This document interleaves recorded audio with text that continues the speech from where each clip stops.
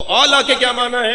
النبی اولا بالمؤمنین من انفسہم، میرا یہ آخری نبی، ہر نبی نہیں، الف لام ہے نبی کے اوپر، اگر صرف نبی کہا جاتا تو سارے نبیوں کو اللہ نے اولا بنا دیا ہوتا، سب نبی نہیں، سب نبی اولا کیسے ہو سکتے تھے؟ سب نبی اولا کیسے ہو سکتے تھے؟ جب اللہ نے فرشتوں کو آدم کے لیے سجدہ کرنے کا حکم دیا تو سب نے سجدہ کیا مگر عالین نے سجدہ نہیں کیا۔ ماشاءاللہ مجلسی مجمع بیٹھا ہے جی، سب نے سجدہ کیا، حضرت آدم کو سارے فرشتوں نے کیا، مگر جنہوں نے سجدہ نہیں کیا وہ عالین ہے، اور جو دوسرا تھا جس نے سجدہ نہیں کیا وہ متکبر ہے۔ جی میں کسی منزل بیان پر ہوں، یعنی سجدہ نہ کرنے والے دو ہو سکتے ہیں، ایک وہ جو متکبر ہوں، ایک وہ جو عالین میں سے ہوں۔ حضرت آدم کو سجدہ نہ کرنے والے قرآن کی زبان میں یا ابلیس، یا ابلیس، اے ابلیس ما منعک ان تسجد لما خلقت بیدی، تجھے اسے سجدہ کرنے سے کس نے روکا تھا جسے میں نے اپنے دونوں ہاتھوں سے بنایا؟ استکبرتا، متکبر ہو گیا تھا، ام کنتا من العالین، یہ عالین میں سے تھا۔ یہ قرآن نے تقسیم کی ہے، آدم کو سجدہ نہ کرنے والے دو لوگ ہیں، یا عالین ہیں۔ اچھا عالین جمع ہے جی، اس کی مفرد کیا ہے؟ نقن صاحب مجتہد پاکستان ہندوستان کا ایک بہت بڑا نام ہے۔ عالین کی مفرد ہے علی، علی کی جمع ہے عالین۔ تو متکبر ہو گیا تھا یا علیوں میں سے تھا؟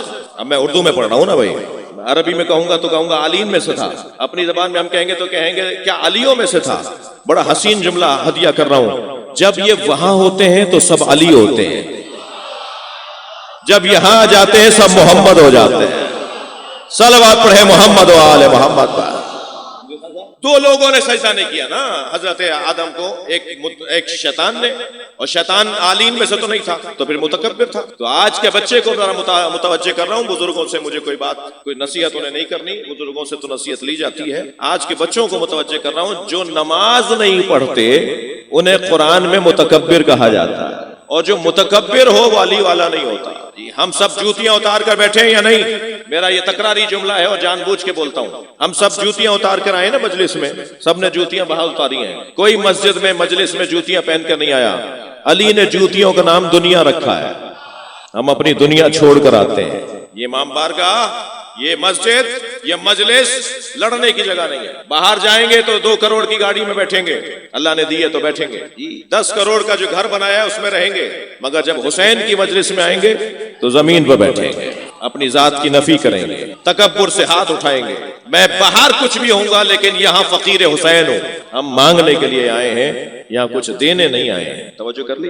اولا، وہ جو اولا نبی ہے اس کی زوجاؤں کو اللہ کہہ رہا ہے وَأُمَّهَاتُهُمْ وَأُمَّهَاتُهُ وَأَزْوَاجُهُ أُمَّهَاتُهُمْ النبی اولا بالمؤمنین من انفسہم، میرا نبی، میرا خاص نبی، میرا آخری نبی تم مومنین پر اولویت اور حاکمیت رکھتا ہے۔ وَأَزْوَاجُهُ أُمَّهَاتُهُمْ، اور اس کی زوجائیں مومنین کی مائیں۔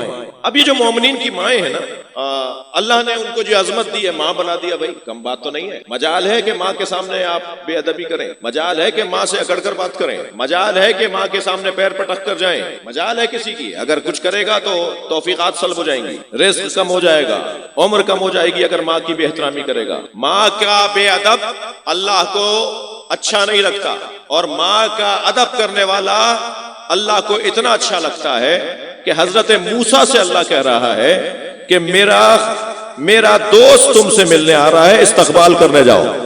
پہنچے باہر کہ کون آ رہا ہے تو دیکھا سامنے سے ایک شخص نمودار ہوا، کہا کہ تم میرے عزیز ہو، میں تم سے بیٹھ کر کچھ باتیں کرنا چاہتا ہوں، کچھ کھانا کھا لو، کچھ میرے ساتھ بیٹھ جاؤ۔ جب کچھ اس کی خدمت کر لی تو پوچھا تم کرتے کیا ہو؟ کہا میں تو لکڑہارا ہوں، میں تو لکڑیاں کاٹتا ہوں اور لے جا کے بازار میں بیچ دیتا ہوں۔ کہا اور بتاؤ؟ کہا اور کوئی کام نہیں؟ کہا نہیں، گھر میں کیا معاملات ہیں؟ گفتگو بڑھی تو معلوم ہوا کہ آپاہج، مفلوج، زمین گیر، بستر پر صاحب فراش ماں ہے، اور یہ اس ماں کو اپنے ہاتھ سے لقمے بنا کر ان کے دہن میں ڈالتے ہیں، اور روزانہ ان کا بستر بدلتے ہیں، روزانہ ان کو ایک جگہ سے دوسری جگہ لے کے جاتے ہیں، اور اس وقت تک یہ کوئی اور کام انجام نہیں دیتے جب تک کہ ماں کی رضایت حاصل نہ۔ جب حضرت موسیٰ ملنے کے لیے گئے نا تو حضرت موسیٰ کا احترام کر کے کہا اب بیٹھ جائیے، یہ میری ماں کی خدمت کا وقت ہے، میں پہلے اپنی ماں کی خدمت کروں گا پھر میں آپ سے آ کے بات کروں گا۔ تب حضرت موسیٰ نے فرمایا کہ مجھے روشن ہو گیا کہ اللہ نے تمہیں اپنا دوست کیوں کہا ہے۔ ماں کی خدمت کرنے والا، جن کی مائیں زندہ ہیں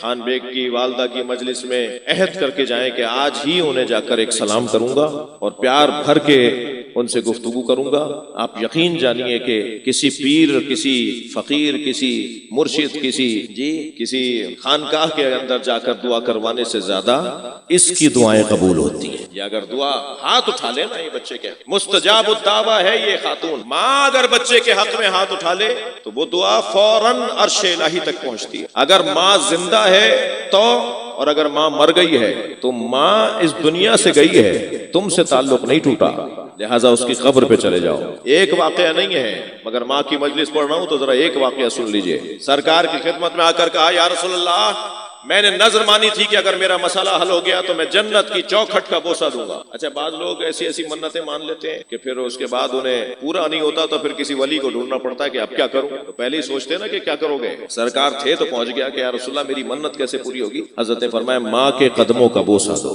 کہا یا رسول اللہ ان کی رحلت ہو گئی ہے. فرمایا قبر پہ چلے جاؤ اور پائنتی جا کر بوسہ دے دو. ایسا بدبخت کون ہوگا؟ کہنے لگا مجھے ماں کی قبر کا پتہ نہیں ہے. میں مجلس پڑھ رہا ہوں بخاری میں. بڑے شہروں میں یہ مشکل ہے، نسبتاً چھوٹے شہروں میں یہ آسانی ہے کہ قبروں کا پتہ ہوتا ہے. بڑے شہروں میں تو بڑے قبرستانوں میں اگر آپ 1 سال بھی نہیں جائیں گے نا اماں کی قبر پر تو گورکن اس قبر میں کسی اور کو دبا دے گا. اور پھر جب آپ 2 سال بعد جائیں گے تو وہاں آپ کی اماں کی بجائے کسی اور کا نام لکھا ہوا ہوگا. اور آپ پوچھیں گے بھائی یہاں تو میری والدہ دفنی تھی، تو وہ کہے گا جی کتنے دن بعد آئے ہو؟ وہ جو ہے تو آپ کہیں گے مثلاً کہ میں 2 سال بعد آیا ہوں. تو گورکن جواب دے سکتا ہے کہ جسے 2 سال تک ماں یاد نہ آئی ہو، میں اس کی ماں کو یاد کیوں کروں؟ قبروں پہ ہی نہیں جاتے صاحب. 2 سال گزر گئے، ابا کی قبر پر نہیں گئے، اماں کی قبر پر نہیں گئے، دادی کی قبر پر نہیں گئے. قبروں کے نشان مٹ رہے ہیں، قبروں کی کیفیت خراب ہو رہی ہے اور ان کے پاس ٹائم نہیں ہے.